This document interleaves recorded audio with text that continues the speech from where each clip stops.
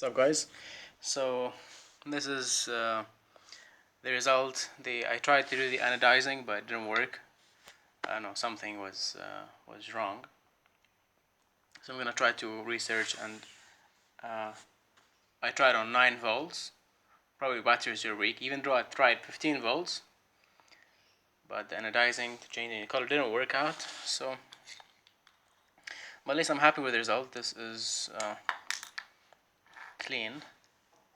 I like this is my favorite.